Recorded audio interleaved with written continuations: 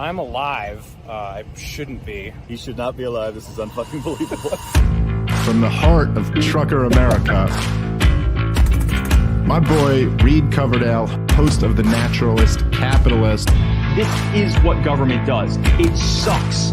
If you think you're going to win people over by stating commonplaces, you're just selling the other part. It is about dictating every transaction that you have for the rest of your life. Mr. Potato Head. Coverdale is the guy to be president of the United States. You intimidated me with your perfect 70s porn star. That was the beginning of my problems. A guy doing what he loved, chasing a minor. I'll put a 50 cal attached to my Suburban. Libertarians need to get out of New York. The gulag is going to be in your house. This guy's a fucking murderer. He deserves to be in a dungeon. Gotta get him out of that truck at night and get him into the White House. Hey guys, thanks for tuning in to an episode of The Naturalist Capitalist. I know it's been a while. I don't know if it's been quite a month or more than a month. I don't know, but it's been a while. I think it's been more than a month since I did my last episode. But like I told you last time, these are just going to come out when they come out at this point. Might be back to back, might be several weeks, could be a few months. I don't know. But anyway, I'm here. I hope everyone's doing well. I hope you're avoiding the propaganda this weekend about why all these soldiers have died overseas. It's not for your freedom. It's for enriching bankers and certain countries in the Middle East. But anyways, we'll talk about that some other time. I hope that I hope everyone is, cheering on the Republicans for really holding the ground with the debt ceiling and not caving in. Just kidding. Wish that were the case, but it's not. But hey, it is what it is. We expect this type of stuff. The people who are watching my show, everybody hates you and it all sucks. But today I've got a good friend of mine on who hasn't been on before. And here in the free state of New Hampshire, he is well known by everybody. He's a great activist, and he's in charge of Porc Fest this year. He is, of course, Dennis Pratt. How you doing, my friend? How are you, Reed? I'm good, man. I'm good. Let's just start out with you. Who are you? Like, I know everyone here in New Hampshire knows who you are, but outside they might not. So who is Dennis Pratt? What's the big deal? What's happening? So really no big deal. My background is I came from the left, and I became a libertarian in 1982. So I'm about 42 years into this now. I came in by almost a year's discussion with a kind of an arch conservative. We just beat each other over the head. Luckily, we both really care about consistency. And he moved on foreign entanglements and body ownership. I moved on economics. And then I went, I went back to school. I went back to graduate school, MIT and Northwestern, and kind of studied economics, studied a lot of business, got into startups. But I was always just driven by this beautiful vision of how we might be able to live together in peace, and in voluntary relationship and consensual. I was trying. All my friends were from the left. I was well respected amongst them, and so I tried to convince them. And I was just talking till I was blue in the face. And late at night over a bong, someone would be saying, "Oh, you're the enemy," and I go, "No." I'm not the enemy. I'm actually just trying to tell you that we can get everything that we want, if we just give up trying to control how other people are and how different they are. And we just allow everyone to be who they want to be. It didn't work. So over that period, I did a number of things where I tried to go towards greater liberty. Libertarian Party, was involved in that. I actually voted against Ron Paul in the 88 convention. All right, we're killing the stream. We're shutting it down. No, I'm just kidding. Well, just to make up for it, my dog right now is named Ron Paw, P-A-W.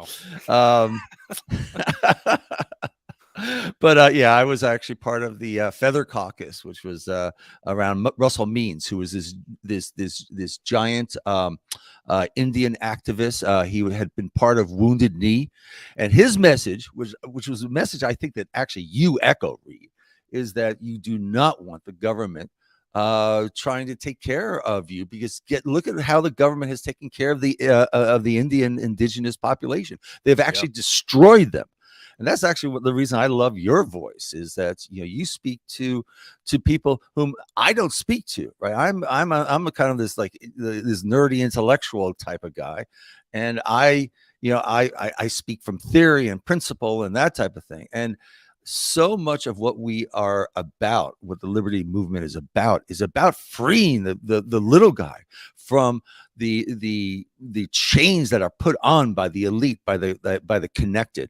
And so that's, I remember when you first came, you did the tweet that everybody is going to be so excited to hear your talk on at Porc Fest, your holiday with Megan. I'm calling your talk my holiday with Megan by Reed Coverdale. And you were so nervous. You had just moved back. And first of all, we love people who move back to the free state, right? People who make the gigantic mistake of thinking that they can find liberty in the authoritarian 49, and they go, oh my God, I gotta get back to the free state. And here you'd come back to the free state. You immediately jump in with both feet. You're stirring up all types of topics and stuff like that. And then you felt so chagrined. You were like, in one of our conversations, you were like, I'll tender my resignation. I'll do that. I go, Reed, you have no idea where you are.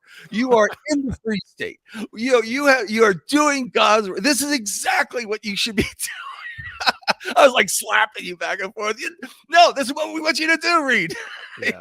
No, I don't think I've talked about this too much, but when that happened, like Dennis just said, I totally was ready to resign and take full credit for everything and fall on the sword. And everyone in the party was like, are you fucking insane? Like, no, this is what we live for right here. And that was when I really realized that I'd made the right move to come back. That was, I belong with this group for sure. when I heard like the regime libertarians castigating you and you feeling bad for, I go, no, this is where we don't have regime libertarians.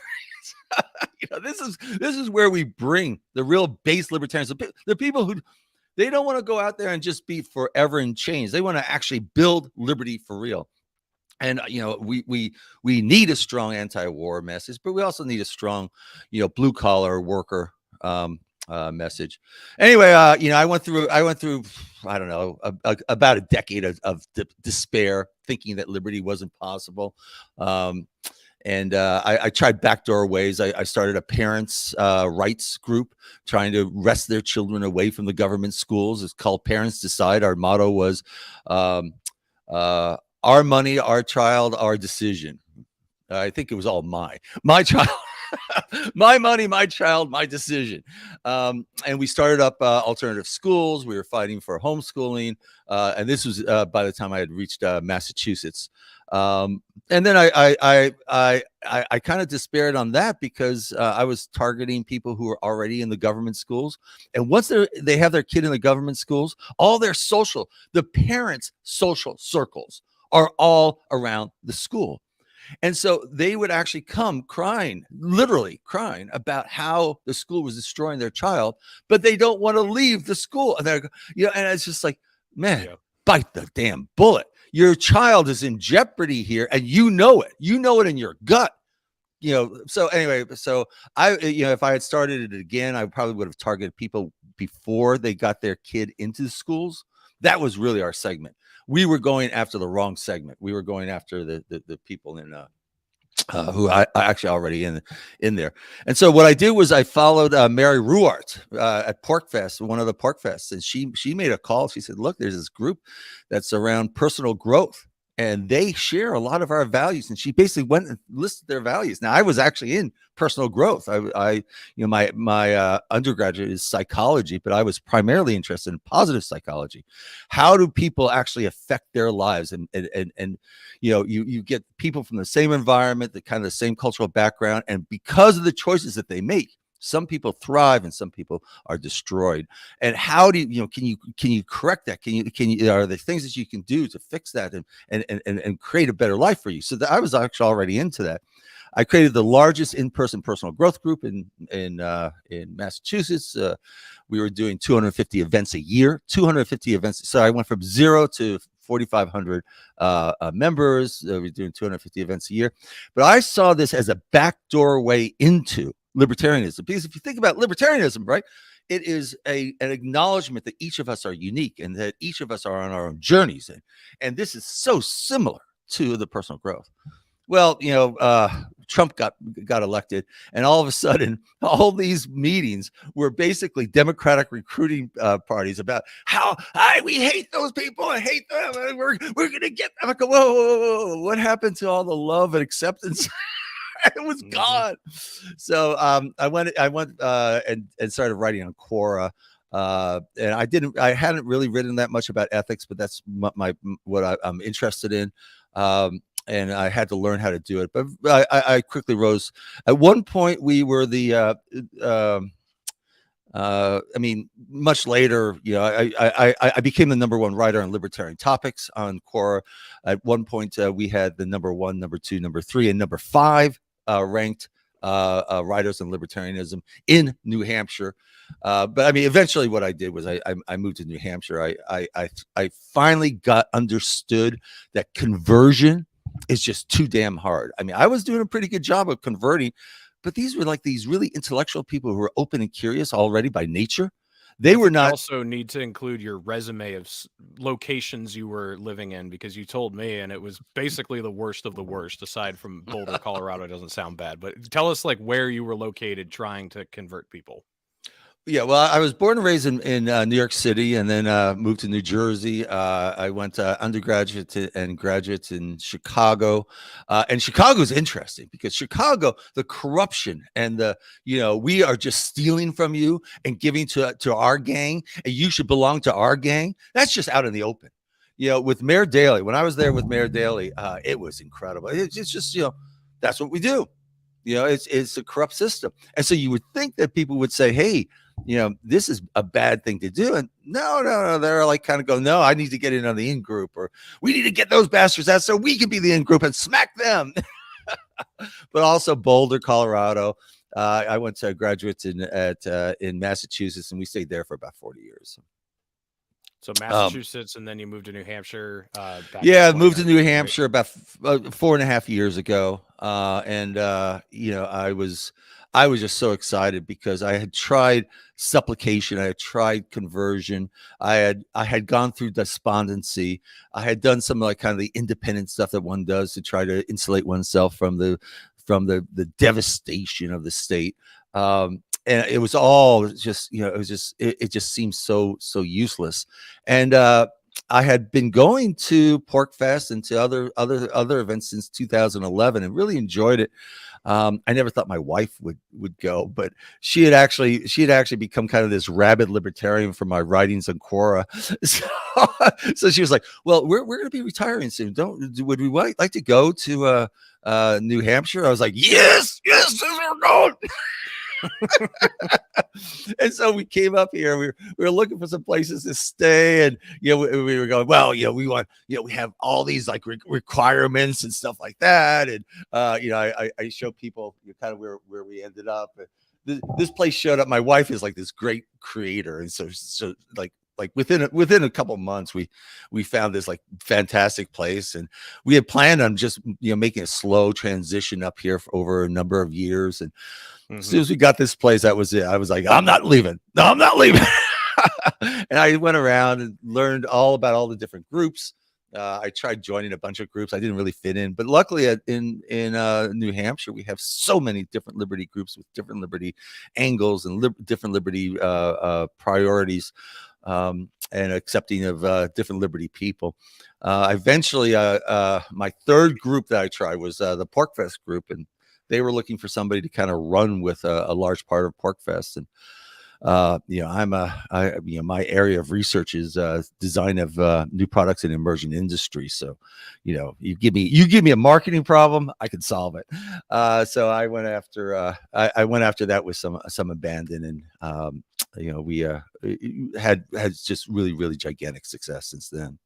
So if you're good at marketing problems, I've got one for you. There seems to be a lack of women that libertarian men are able to find. We always say, we're always boasting about how the market provides, but this is one area I don't see the market providing. So what's your solution? Oh my goodness. I tell you, I keep on trying to get some of our people to say, you could actually do a dating service. There used to be these dating services for people in Alaska or people in the West, looking for wives looking for husbands. And we have first of all, we have people who have very strong personal responsibility and personal integrity. You think that would be something that would be attractive. We are preparing ourselves for various eventualities that the people in the authoritarian 49, they're going to get smacked. And I don't know that they're going to be prepared. So you want a family, you want someone who's going to be a stand-up sort of guy. These are good, attractive characteristics. Now, it turns out that women have a tougher time converting to libertarianism or accepting that libertarianism is something that they want. And it's kind of interesting because a lot of the women who come here, they come here as part of a couple or they're married, or we get very few women who come up solo. Of course, those women, it's like a drop of rain on the Sahara Desert. It's like boom, and you go, oh my goodness, that was fast. Somebody has wooed them, and and it's like very instantaneous. And I was actually telling some woman who she had planned on moving here because her boyfriend was here, and then she was all excited about it, and she had joined some of our groups, and she was like, this is actually a liberty woman. I was like kind of impressed with her, and then they broke up. I was going, and she goes, well, maybe I'll come up. I go, wait, hold on. If you actually want, show up here and boom, it's good. So I mean, I think it's a great market opportunity, and and especially with women from other countries. It's our immigrant women are probably our number one segment. If I talk about the free state people, the women who, the immigrants in general, the people who come halfway around the world, they tear up their life in another country because they've really experienced what authoritarianism does and what tyranny does, and they move here, and they're serious. They're serious MFers. They do not want us to ever to compromise. They are, they're driven. So I would actually put them at kind of our top tier of people. So I mean, so you're saying if you're a liberty-minded woman from California or Chicago or New York, if you come to Porc Fest, you'll find a boyfriend guaranteed. Is basically what you're saying, right? Well, as a matter of fact, we have people who get married at Porc Fest because they met at Porc Fest. But no, I mean, please, take your time. I mean, it's a seller's market here. So, I mean, you come here and you get your pick. So take your time. You can pick and choose. I mean, it's just amazing to watch the women who do come here and how quickly they get scarfed up. And I would actually recommend just slow down. Yes, I know you're in a candy store. You have a lot of choices here. Take a breath. So, Porc Fest, this is the 20th one. What was the idea behind Porc Fest? How is it? It's advertised as the largest liberty gathering in the world. So, who thought this up, and what's the overall point of it? Yeah, so I'm going to go ahead and give the nod to Jason Sorens, who came up. He basically was researching separatist movements for his PhD, and he was also at the same time, actually around the same time I was despairing about the Libertarian Party. I had spent about a decade working pretty hard on the Libertarian Party, and just oh man, this, just seeing no hope whatsoever. I mean, I think I shouldn't speak ill, but I think the Libertarian Party has, we are going to outvote all these authoritarians who don't give a damn about liberty. I think that's a way for the state to dash hopes of the people who actually love liberty. So anyway, so he was despairing, and he basically made a prediction in 2002, 2001 that there's no electoral success that way, and that 20 years later, he actually said 20 years later we're going to be pretty much in the same spot. And 20 years later we are in the same spot.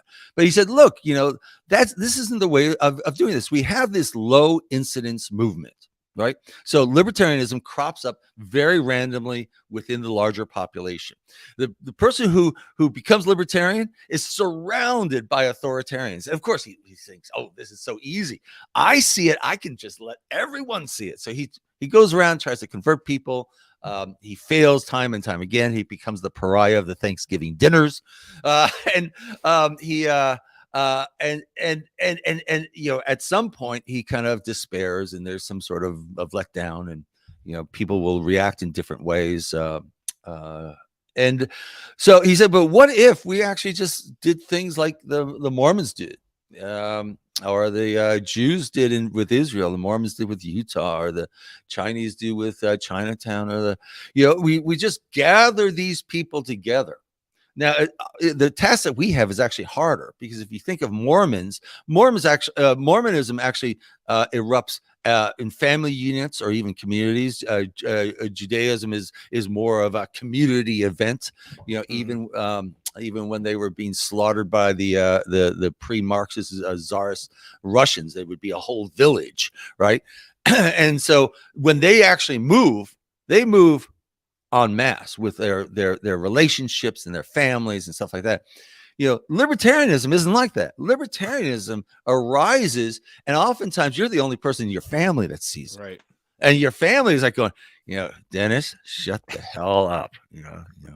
Aunt Agnes doesn't want to hear this. Will you stop it? And you go, no, I've got to tell her this. This is so important. Aunt Agnes, look. Mm-hmm. So anyway, so it's really hard because these people have never really experienced community. So what if we actually bring those people together, we gather them into one small state, and they're amongst the people who want it, not amongst the people who hate liberty or who think that liberty is some sort of trick to enslave them, when it's just the opposite. We're actually the abolitionist movement here. But amongst those people, create a liberty society. Is it going to be hard? No. Yes. Are we going to be swimming against the stream? Is it going to take a lot of time? Yes. That's why we call it the Free State Project. It means you come here, you roll up your sleeves, and you start building. So anyway, so that was his idea. It turned out that there were a lot of libertarians all around the early internet who were going, oh my God, this. Yeah, that kind of sounds, I'm tired of smacking my head against the wall. I like this idea. And so then they had a big vote amongst those few, those libertarians as to which state they should move to. It came down to, at the very end, it was Alaska, Wyoming, and New Hampshire. New Hampshire won. And in retrospect, it actually turns out that New Hampshire was a much wiser choice than we would have realized at that time. And then they basically said, okay, so what we need to do is get 20,000 people to sign up. Well, it turned out that it was really hard to get people to sign up, because they're going, well, am I going to really leave all my friends? Am I going to leave all my businesses? Am I going to leave my family, just for this liberty idea? And I don't know if it's going to work. And, oh my goodness. And so they're thinking this, and they think that they're amongst friends. These are the people who will turn them in to the COVID police. We just went through a demonstration of how they're not your fucking friends. Can I say that? Yeah. Oh yeah. Okay. They're not your fucking friends. These are the people who turned in Anne Frank. These are the people who cause all the different. It's not the dictators, it's not the authoritarian tyrants who actually murder the people. It's the people following them who think that it's that they have the authority and the ethics to be able to tell them that it's okay to murder these people, and they'll go ahead and murder you. And then that night they'll be bouncing their kid on their knee. So anyway, it took a long time to get 20,000 people to say, yeah, I'll move. And then it was like, okay, well, now 5 years and people will move, and it's taking longer than that.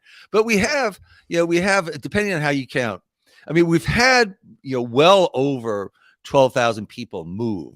A lot of people though are kind of like removers, or they'll come here. It'll be a lot of work.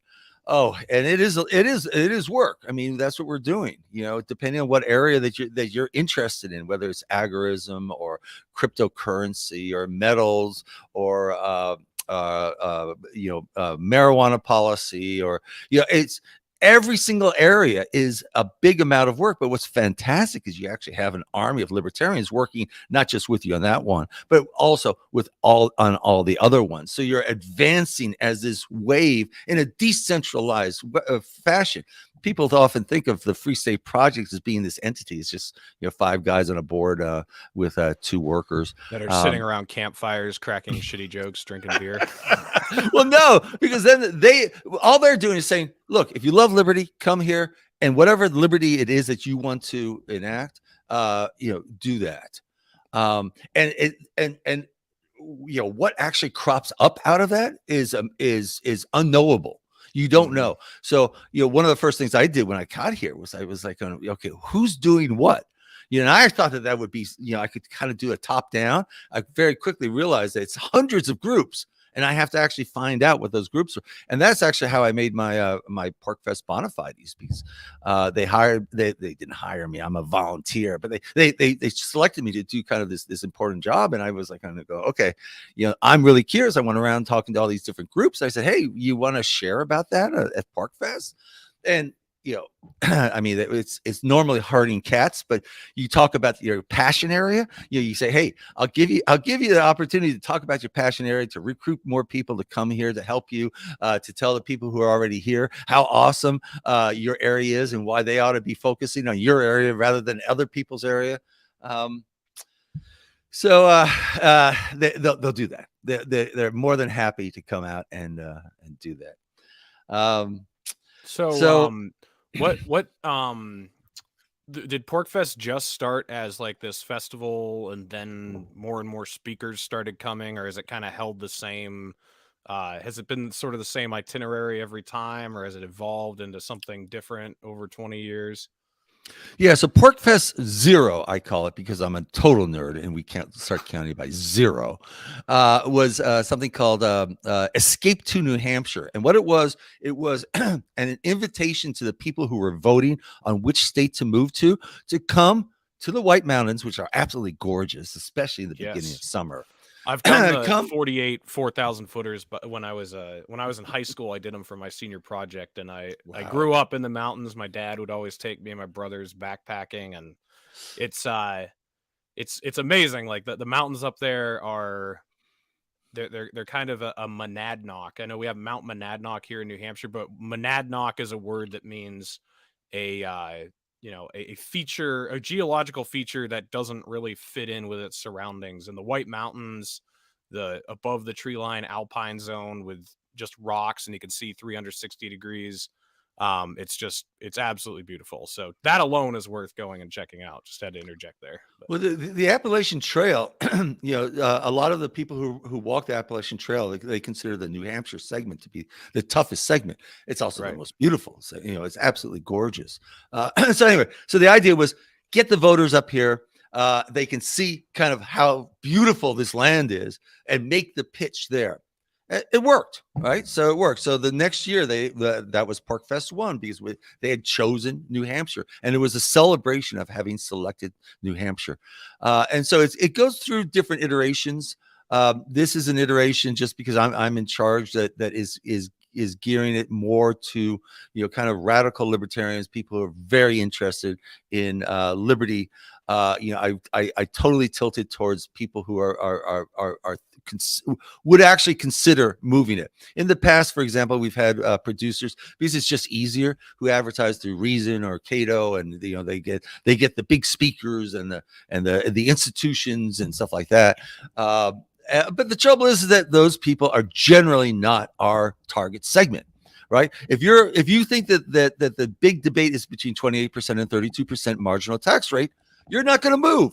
Right. If you think that this is a abrogation of your human rights, your foundational human rights, and that you want to actually build a society for yourself, for your families, for your grandchildren, for humanity, that demonstrates that people could live peacefully, consensually, voluntarily, in win-win association, come here. That's what it is for you. So I redesigned Porc Fest to gear it towards those segments, and actually, went with a little rifle and said, okay, here's a segment that's doing some real stuff. Here's a segment, and we actually went out and recruited those segments to come to Porc Fest. And so I doubled the size of Porc Fest, or more than doubled the typical size of Porc Fest, and increased the number of events by about a factor of around 7.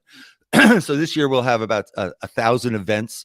We'll have I'm thinking now that it's going to be somewhere between 2,500 and 3,000, but I don't know what the number is. Attendees are the typical Porc Fest before I took over was about 1,200. And our maximum had been in the 2014-15 era was 1,500. So, we're definitely pushing the limits of the campsite that we've chosen and stuff like that.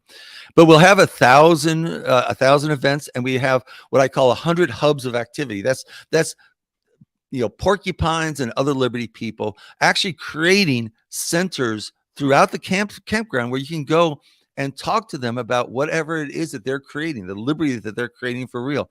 Now, it's not all about liberty. There's people who do stitching, and there's a big welding workshop, and there's a lot of things that people who are associated with the liberty community say, this is something that's really good and important, and we really like it, and so we're going to feature it. There's a Renaissance dance. There's my favorite hub this year, and I think it's going to be a real winner, is called the Introverts Hub. It turns out that a lot of libertarians come from the INTP segments in the Myers-Briggs. So they're introverts. They're introverts.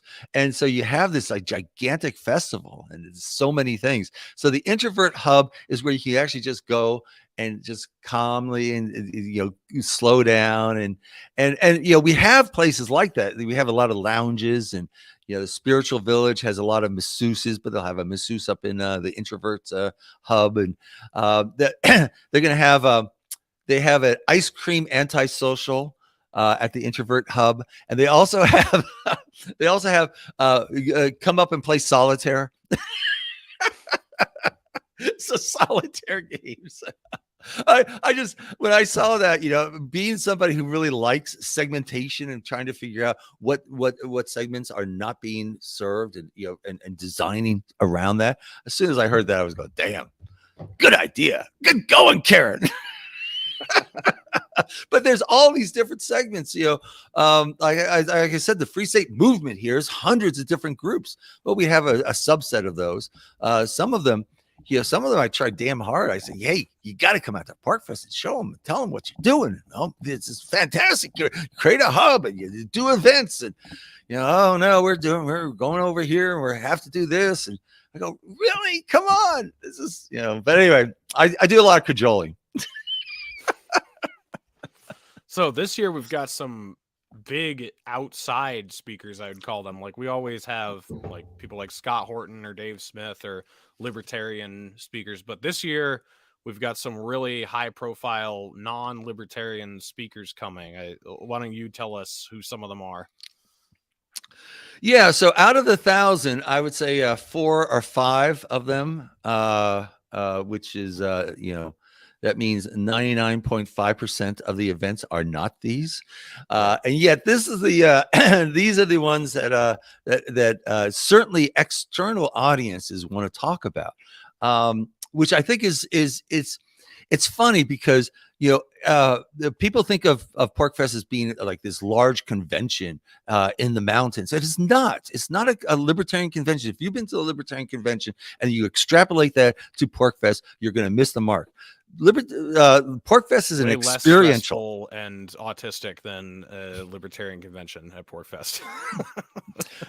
It's an experience. It's actually experiencing an immersion into a simulated Liberty Village. It's basically the type of thing that we want to build here in the Free State. We're not part of what I do is try to create Porcfest 365 here in this state. When I'm not working on Porcfest, I'm actually building other things, and other people are building things. So it's basically trying to tell people from out of state and who live in the authoritarian 49, who think, well, I have always got to put up with being a hated minority and just dismissed. And I go, no, you don't. Come out here and look at all the different things that we're doing, and you could be part of this. You can create your own group. You could be part of any of these other groups, and you could roll up your sleeves and help us build. And we'll actually build something that is going to change history. We're going to change human history here. So you after the week, you go, oh my goodness, what an experience. Now, was it an event that you're going to remember? No, it's going to be the feeling that you had talking with people and engaging with people and enjoying them and the hands-on, all that type of stuff. Trouble is you try to explain that to people, especially kind of the more nerdy people, and it's just too hard to explain what this experience thing looks like. So my general rule is, you bring me somebody who's kind of interesting. Of course, you could have anyone you want in your own hub, right? We have all these different hubs, 100 different hubs, but you bring me somebody who is too big for your hub, that you can't. A hub might be able to host 30, 60 attendees. Some of the hubs go across multiple campsites, so they can actually get maybe 100 people into their hub. But you bring me somebody who's bigger than that, and and if I can be convinced that they're going to talk about libertarian topic, and if I'm convinced that a lot of people are going to come, I'm going to put them in the pavilion, which is, I consider the pavilion. In the old days, the pavilion and the field was really where Porcfest took place. It was the only place that Porcfest took place.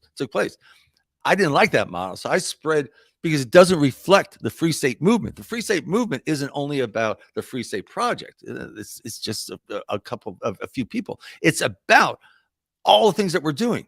So we have 100 different groups. Well, now the campsite reflects some subset of those groups. And so you actually get a feel of what the Free State movement is. We still have this big pavilion. And so the pavilion is more, the hubs generate someone and have interest, and they bring it down. So we have people who brought RFK Jr. We have people who brought Tulsi. We have people who brought Larry Elder. And we have people who brought Vivek. And I'm probably forgetting at least one other, non-libertarian. And I'm going, okay, that sounds interesting. Can we actually make this into kind of a liberty talk? Go through some negotiations about that.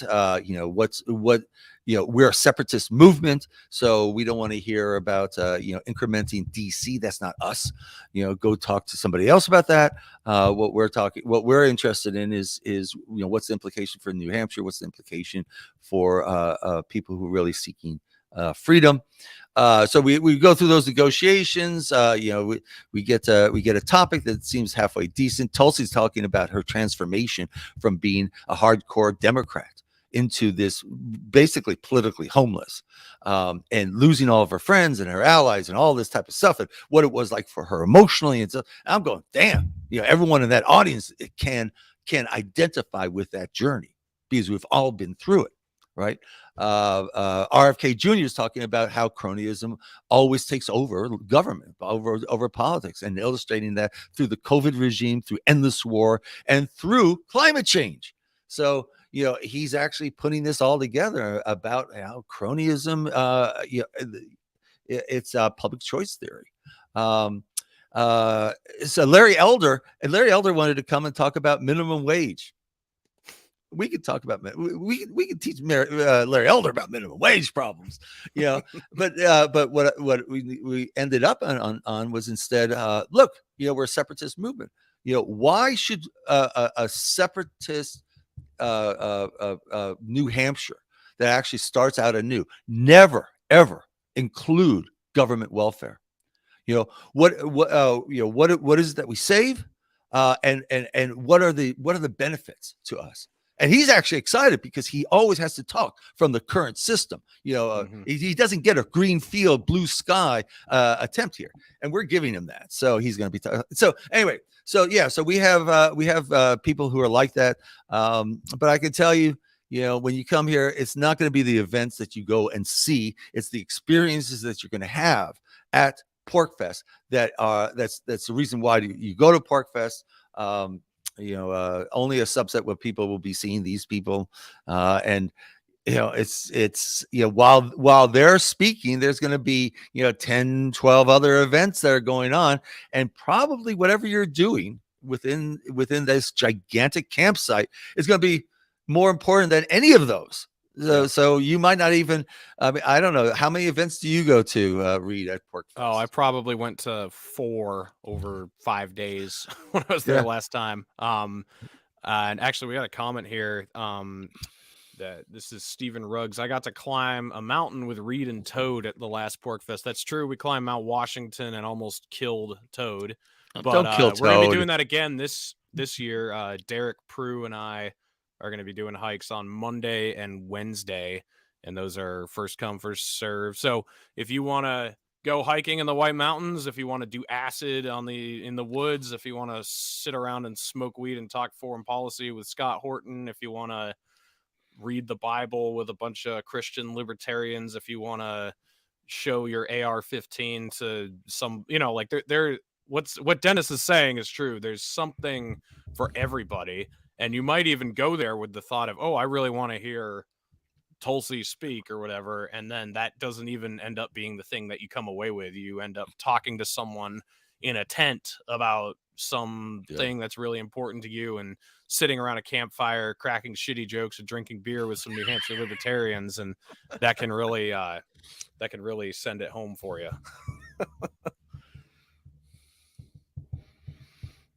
Yeah. That's the thing that I found. I'm a little bit less excited about libertarian conventions. We do have a libertarian convention in New Hampshire. It's called the New Hampshire Liberty Forum, and it's absolutely, it's a great thing if you like conventions, if you like the more traditional thing. But if you have a drive inside of you that you would like to have freedom in your life, and you wonder, is that possible? Yes, it is possible. What would that feel like? Come to Porc Fest. Come to Porc Fest. And if you can't make it to Porc Fest, it's the 19th through the 25th. I highly recommend. Just come. There are tickets available. There are places to stay. You may have to stay out a little bit further. But if you go to the Facebook Porc Fest plans group, you can. People are putting other people up, and there's a Telegram group if you hate Facebook, as we all do. That's similarly people coordinating and working together to get people. I mean, if you're serious about liberty, come out. You will have a fantastic time. Yeah, I'm just going to share the screen again here, and I'll show the Porcfest website. It's real easy. Just type in porcfest.com, and this home screen will show up right here. You can buy tickets. Go over to the hubs. Go over to the hubs. There should be like a picture of the hubs. And I go down a little bit, and you should see a map here. There we go. So this is a very large campsite, and it's kind of hard to see, but every single one of those white squares is a different hub of activity. It might be a food vendor. It might be a venue where they have various talks. It might be a lounge where you go and hang out and with people around a particular theme. The thing over in the right-hand corner, the PAV, that's the pavilion. That's where we have our larger talks, the overflow talks. But so much of that is happening to the left there of all those different. And last year we had 70. It was a wild time. I projected 100. We're over 100 already. So I think we're going to have about 100, 110 hubs of activity.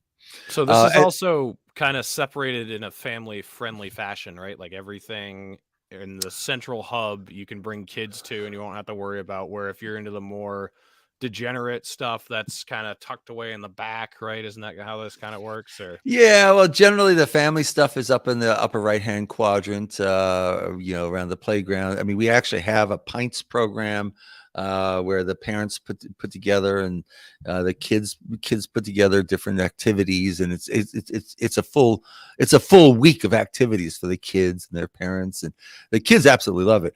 I actually think that the group that enjoys Porc Fest the most are the preteens, because they're kind of getting out of that childish thing, and they've, in the authoritarian 49, the kids are still so locked down.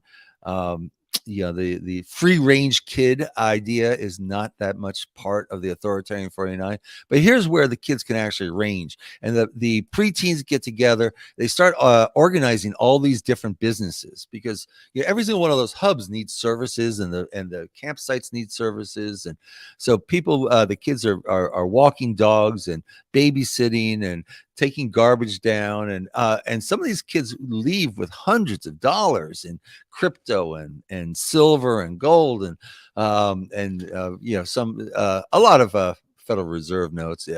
But they love it because they actually feel as though they're contributing. They're actually contributing to adult stuff, and in the simulated lifestyle of the government schools, working in real life is actually not part of it. And here they actually get a chance to add value. Yeah. So this is way up in Lancaster, New Hampshire. I'm zooming out on this map here so you guys can kind of see.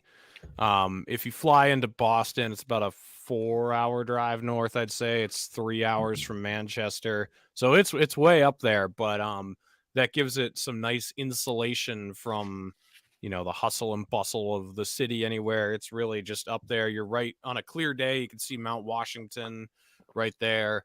It's a very, very relaxed location, but it's 10 Rogers Campground Road, Lancaster, New Hampshire, at Rogers Campground. So just come to this website, porcfest.com. It'll show you everything you need. It'll give you tickets. It'll give you the schedule. I was scrolling through that earlier. But, show the schedule. I mean, it's crazy. So we're only about 45% up. You may have to refresh. Yeah, I wasn't pulling up there. We're getting hit a little bit hard on. It worked last time I pulled it up. There you go. Nope. There we go. There you go. So that's Monday, which is actually our setup day.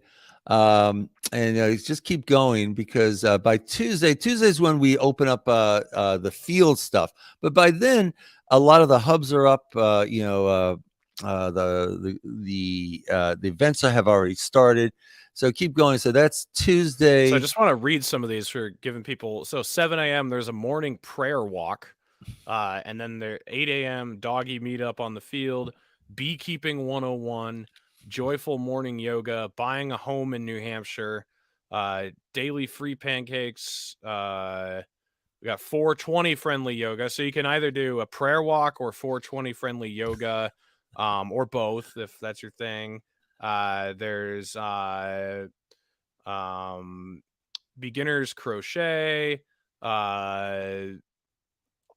There's just like everything you could want. So if you just come here, scroll through, it has every day laid out hour by hour, where everything will be. If you go to the filter read and type in 101. Where's the filter here? So right at the top filter there is to the right. Yeah. There we go. So the 101 is where we put all the the intro to libertarianism, the intro to the Free State Project.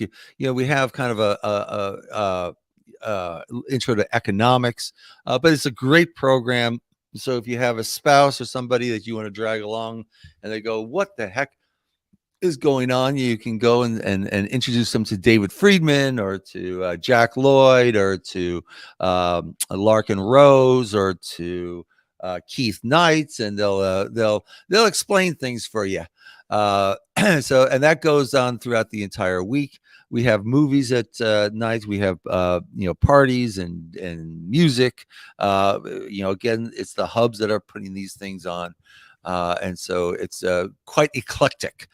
You could have kind of quiet folk music, as well as there's a night of emo and disco and things like that. Or you could just sit around the fire and chat, which is actually some of the more enjoyable stuff. There's podcasters, we have our celebritarians like Reed, everyone wants to come and touch him and hear all the stories about his travails. It's true. But it's fantastic because anyone can create a hub, anyone can create an event and offer it on the schedule, and so you get this gigantically wide view of libertarians and the activities that they are passionate about, and so you can try things out and find your group. And if you're kind of a builder, it's a good opportunity. I mean, it's a little bit late now, but it's a good opportunity to, you think that this group is going to be good. Well, create it, or at least have an event on it. You can do that now. There's still hubs that are looking for speakers and how-tos and that type of thing. So you can just have, or convince one of the lounges to set aside an hour for, crackers and cheese and talking about a particular thing, and so people would just put that on this calendar and see who shows up, and then the few people there, they talk, and the people who hate us, I call them the free haters. We're free staters, they're free haters. The free haters go, "Oh, these people they conspire for the full year." Well, you know what it is? It's us just talking about what it is that we're excited about, what liberty that we're excited to create. In this state that is dedicated to freedom. Every other state, all the authoritarian 49, all the other countries are moving headlong towards greater tyranny. There's one state only that's moving the opposite direction. We need more people. Yeah, we've got the wheels moving. We're built the infrastructure. We're moving this thing. We got it stopped for going the authoritarian way. We're moving it the other way. We need more people. Come here, help push the wagon. So we got one question here. Will Porcfest have any events that people overseas can watch and listen to? I know the answer to that is yes. I think every talk in the Pavilion is recorded, right? And then there will be other things that will be too. I don't know about streamed, but definitely you can watch them afterward. Yeah, you can see the talks in the Pavilion on FSP, the channel for FSP on YouTube. So just go to YouTube and look up Free State Project New Hampshire, and you ought to see the talks that are from previous Porcfest that were in the Pavilion. Again, I'm telling you, that's not Porcfest. But if you want to be kind of more, what was discussed in some small segment of groups, that would be a good thing to do. Actually, what I suggest you do is look at the Dan Smotz's videos. Dan Smotz has a good video, and Matt Kibbe has a good video about Porcfest. The Dan Smotz's video is called Hallelujah, and that's the system is down. And so it's called Hallelujah, and it's absolutely gorgeous. It's a good, if you kind of like let go of your expectations and you get that feeling, that is a good illustration, a good way of capturing the feeling. I think he really captures that there. But he also did one the year before, Mises Caucus Takes Porc Fest, Matt Kibbe, something about Porc Fest that Matt Kibbe did, which I thought was really good too. But trying to capture what an experience is so hard to do. It's so hard to do on film. You know, people think of it as sitting and consuming something, right? The Free State Project is not about consumers. The Free State Project is about actors, about people rolling up their sleeves and building liberty for real. So consuming stuff, you know, hopefully you've consumed enough that you say, yeah, I believe that this is good. You know, hopefully you've banged your head into the wall enough that you say, I'm not going to spend another 3, 4, or 5 decades like me banging my head into this wall of lack of care for freedom. I'm actually going to go to a place that cares about this, and I'm going to help those people build liberty for real. And it's a project. We stumble, we fall, we pick up. Different people are doing different things. You cheer them on when they have successes. We have some fallback. Free haters go, yeah, see, Free State Project's ended, and then we're pushing back. It's like a wave, and they kick one part of the wave, and we just got this gigantic wave moving. Oh man, I get so frustrated.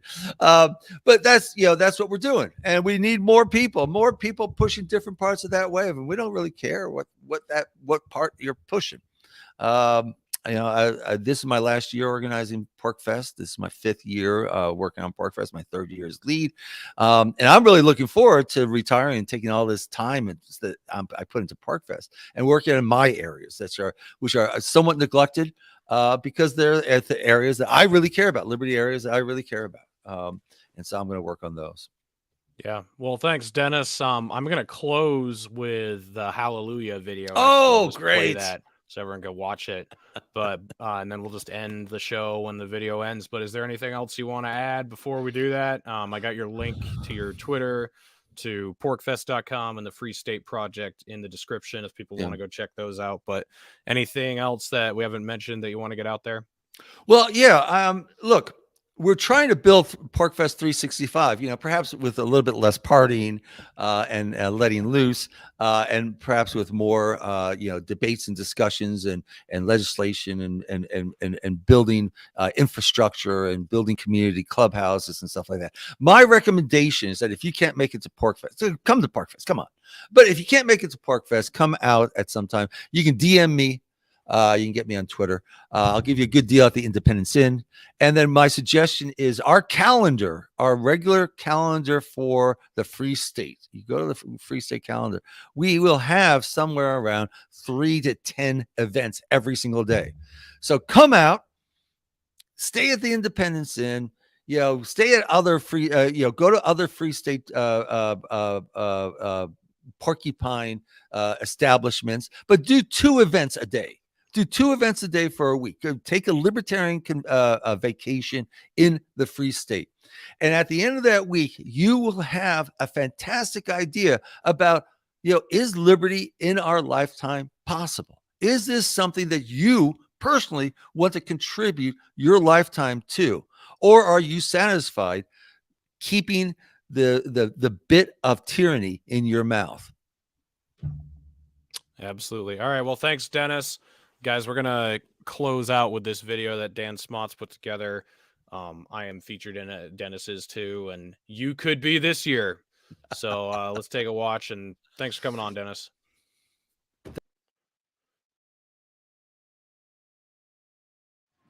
Anybody remember Jeff Buckley? His music had quite an impact on me as a kid.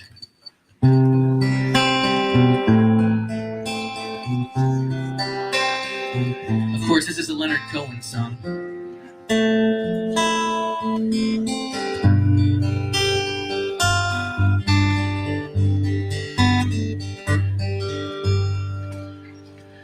Well, I heard there was a secret chord David played and it pleased the Lord, but you don't really care for music, do you?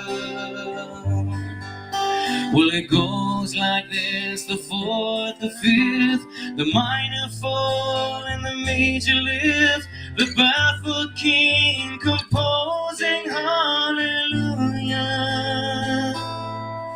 hallelujah, hallelujah, hallelujah, hallelujah.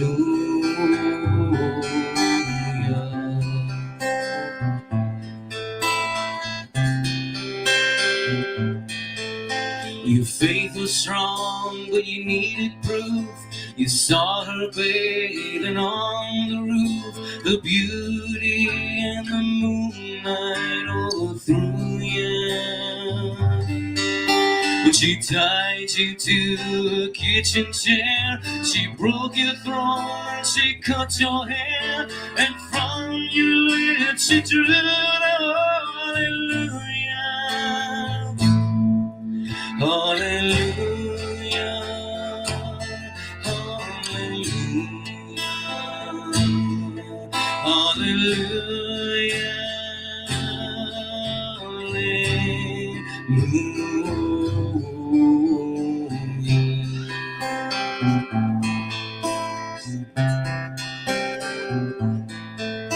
It was a time when you let me know what's really going on below, but now you never show that to me, do you? But remember when I moved in you, and the holy dove was moving too, and every breath we drew was hallelujah, hallelujah. Hallelujah, hallelujah, hallelujah.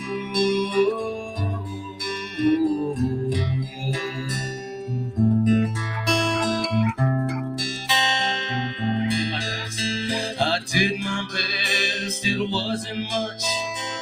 I couldn't feel, so I learned to touch. I told the truth, I didn't come to fool you. But even though it all went wrong, I'll stand before the Lord of song with nothing on my tongue but hallelujah, hallelujah, hallelujah, hallelujah, hallelujah.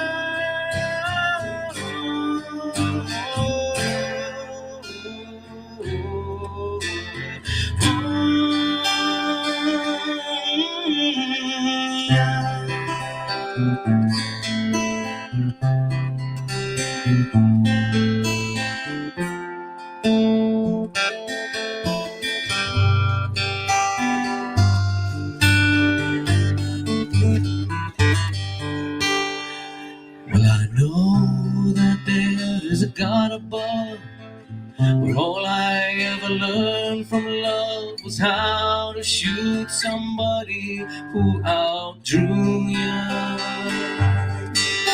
And it's not a cry that you hear at night, it's not somebody who's seen the light, it's a cool and it's a broken hallelujah,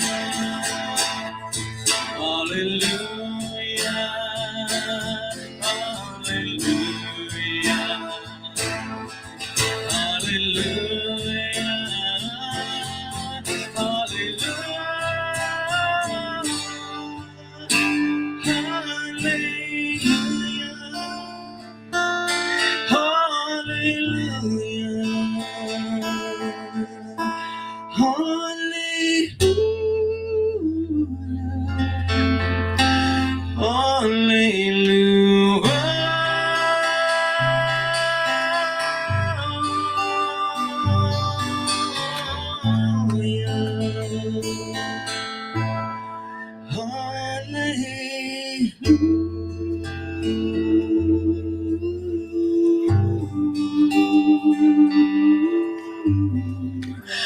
Thank